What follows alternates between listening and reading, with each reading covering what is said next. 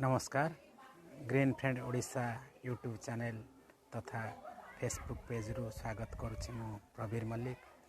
आपण जदि मो वीडियो फेसबुक रे देखुचंती ताहाल मो पेज को फॉलो करंतु।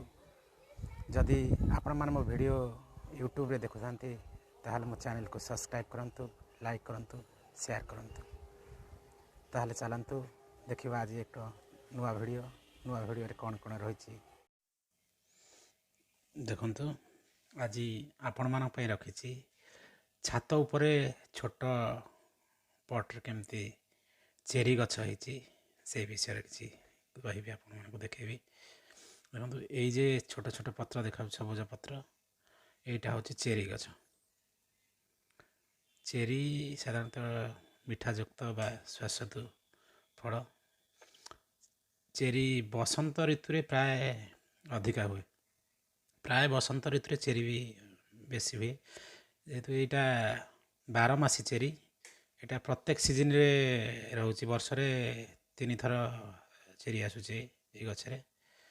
देखो ए प्रति डाल डाल रे चेरी रही चेरी कढ़ रही फूल आसू जेहेतु बसंत ऋतु। ये बसंत ऋतु रे चेरी गछरे फूल आसे।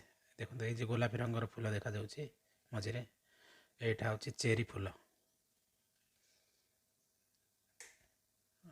देखो यहाँ चेरी फूल प्रति डाल डाल रे केमती कढ़ रही चेरी कढ़। ए गछटी हूँ 2 वर्षर गछ कलमी गछ। ये 2 वर्ष भी गत सीजन भी फल होता आईटा को नहीं 2 वर्ष सीजन फल ऑफ सीजन भी फल रोचे किंतु कम फल रोचे। प्रति 3 मासरे गछरे फल आसूची किंतु ऑफ सीजन रे कम फल आसूची टिके यही सीजन रे बेसी बसंत ऋतु टे बेसी आसे फूल।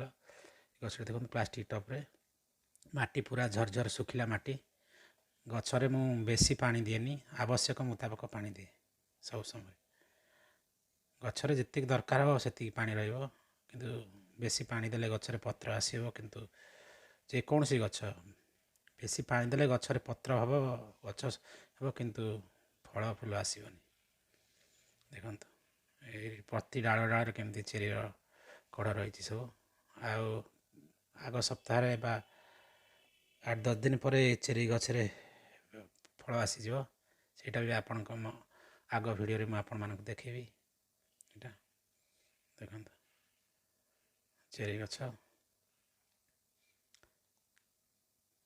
बहुत सुंदर है चेरी गछटी।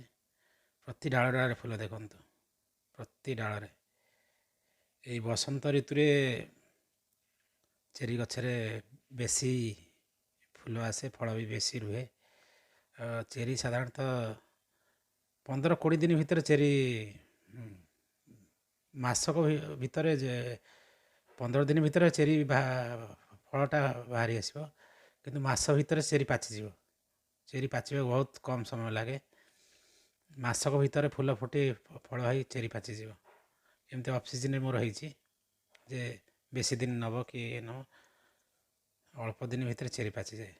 ये प्रति डाल डाल रे ये गछटी मु कलमी गछ आनी 2 वर्षर गछ।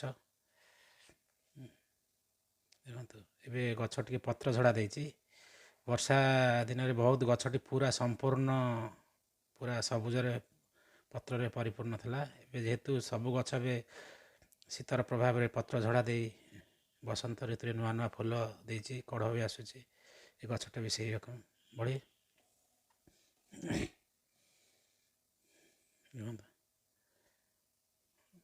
आग वीडियो रे निश्चय देखेबी चेरी परवर्ती अपडेट कौन हम के चेरी रते फूल आसो।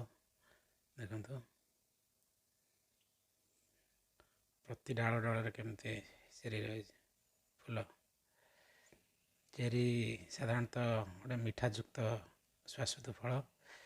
चेरी पाची गले किंतु बहुत सुंदर लगे देखा पूरा लाल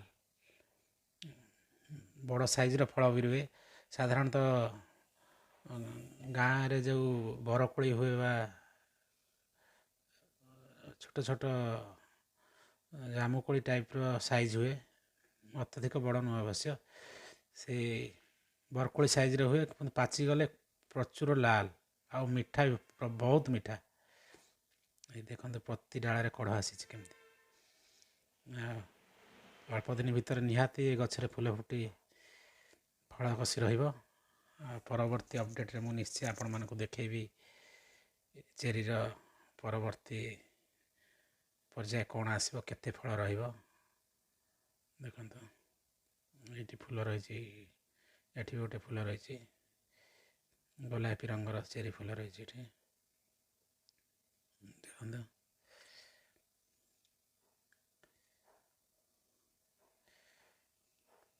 ଏଇ ଚେରି ହେଉଛି, ଏଇଟା ଦେଖନ୍ତୁ ଚେରି ଫୁଲ। ଦେଖନ୍ତୁ ଚେରି ଫୁଲ ଅଳ୍ପ ଦିନ ଭିତରେ 7-8 ଦିନ ଭିତରେ ଚେରି ଫୁଲରୁ ଫଳ ବାହାରି ପଡ଼ିବ। 15 ଦିନ ଭିତରକୁ ଚେରି ଫଳଟି ସମ୍ପୂର୍ଣ୍ଣ ବୁଝାଯିବ ଯେ ଚେରି ମାସକ ଭିତରେ ଚେରି ଫଳ ପାଚିଛି ହୋଇଯିବ। ଯଦି ଆପଣଙ୍କ ମୋ ଭିଡ଼ିଓଟି ଭଲ ଲାଗେ ତାହେଲେ କମେଣ୍ଟ ମାଧ୍ୟମରେ